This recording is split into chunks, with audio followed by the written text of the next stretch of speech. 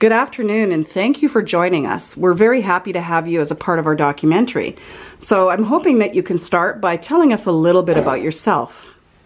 Oh, okay. Hi, I'm Rainbow Star Bright Horseman, and I am a human trainer, and I train humans professionally for sport and for pleasure. Interesting. What type of sport do you do with humans? We mainly like to jump them. I'm sure our audience would be really interested in knowing where you actually get your humans from. We get lots locally in North America or out and about around here, but also we do import humans from Europe. Most recently, the new one that we're going to show you on this show, we got from France. It's a human we imported from France named bridle-less. Hello? Help! Where am I? Help! People! I'm so bored. I'm so bored. Wilson? So Rainbow, it was really nice to get a little look at Toilette there.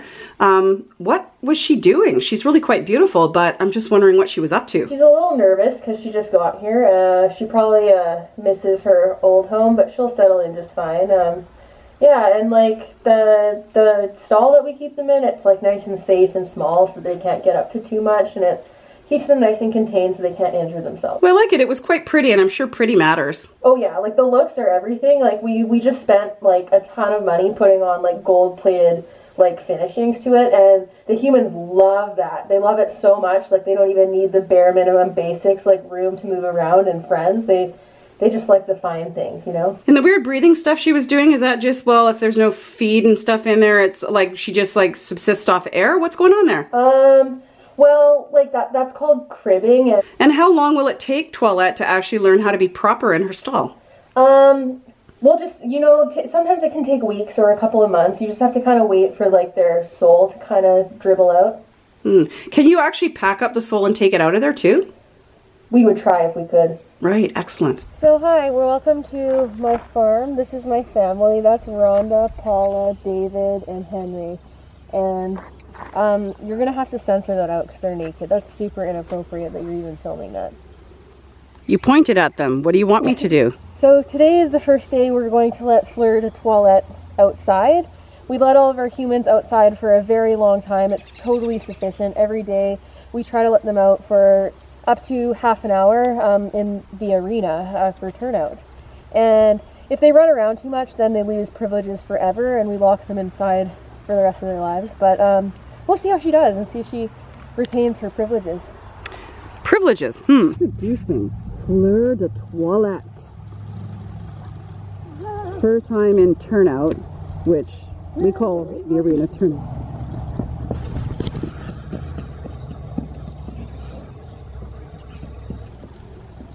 Even the dog knows she needs to calm down. Steady, Fleur, steady. What's wrong with this human?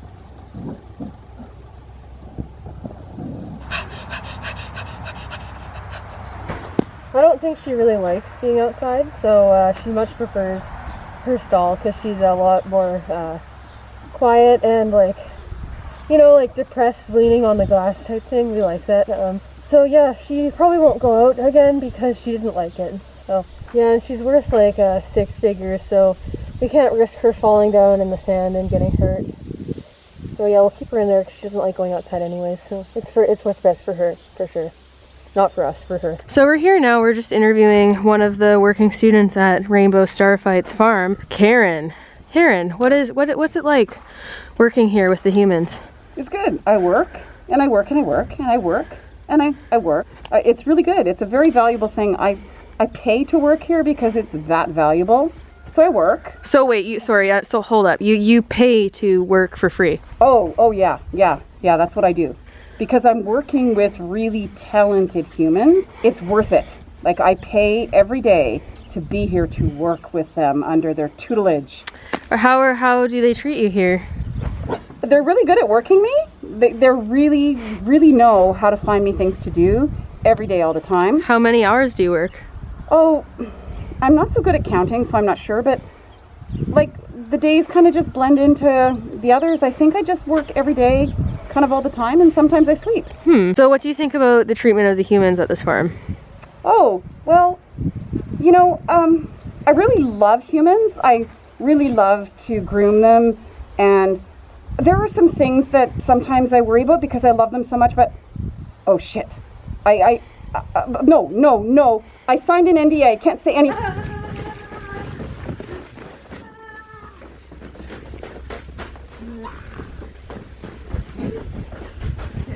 Rainbow Starbutt, what was your purpose in doing what just happened there? Oh, we were just teaching her respect.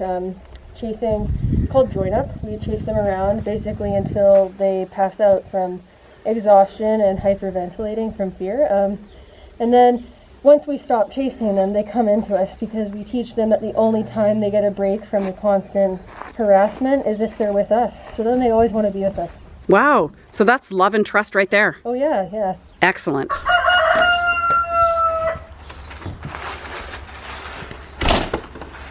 Ready to ride. I'm to get here with my boots and my electric spur. Oh, my spurs.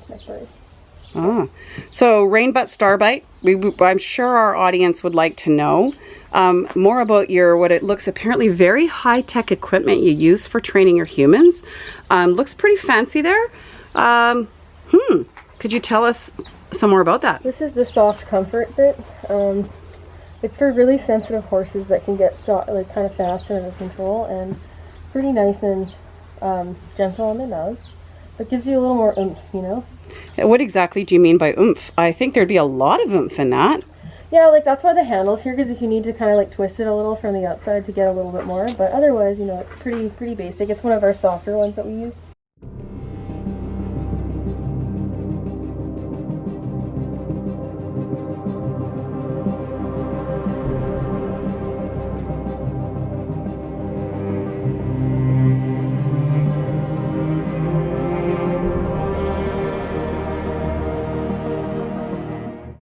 See what they're wearing? They probably only spent like $5,000 on that outfit.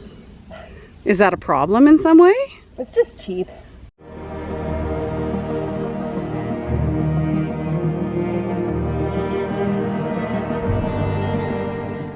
But, oh my god, did you see how bad that Homo sapien chipped that? This is a Homo sapien show, not a llama show. So we have one of the humans coming back from the Homo sapien show.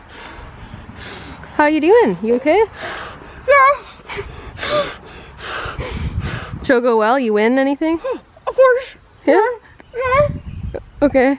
We're just gonna go out and have a quick lunge with the human. This is not fleur de toilette. This is toilette au merde. Dog. Faster.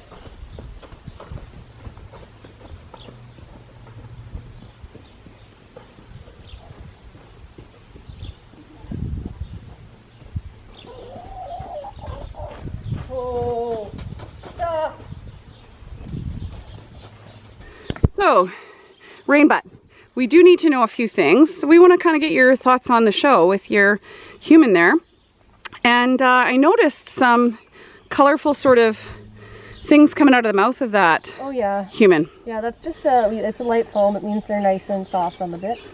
Oh, so the red color isn't cause for concern or anything? My trainer and my idol, Marie Lynn Small, always does it like all the time at shows, and she's very successful, so it's totally cool. So you just blindly follow and that's good? Oh yeah, like she's so successful that clearly she's doing it right, you know? Thank you so much for providing us with some insight into the Homo sapien community and training.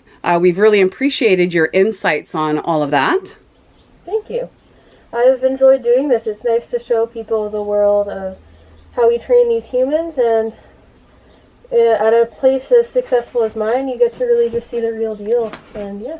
Nice. Any advice for anybody wanting to get into Homo sapienism? My first piece of advice is that even though this sport is expensive, it is attainable for everyone. Even if you're having trouble putting food on the table, if you were working hard enough, you would already have a human. So if you don't, it's your fault. You just didn't work hard enough. And hard work really gets you opportunities, as you can see with my working student working really hard and getting opportunities. Well, she definitely meets the criteria of the title for that position. Working student, yeah. I didn't hire her just to be a student, so. And I guess the second piece of advice would be that your human needs to know that you're the dominant master, and it's really important to teach them respect. And you can't have creatures that are this flighty and dangerous and out of control to be bossing you around, so you have to be the boss and boss them around instead. And if you can do that, then you'll be successful like me. That's an excellent piece of advice. Thanks. That if there's any acting up on the human's part, it is purely just bad behavior. And yeah, you've got to kind of like beat it out of them or something. Like that's the thing. If you have as much experience as I do, it's never your fault. So I know I'm not doing anything wrong with how I train or care for them, so it's their fault. All right. Yeah. Thanks so much for your time. Yeah, thank you for coming out and meeting the humans. Excellent. And bye-bye.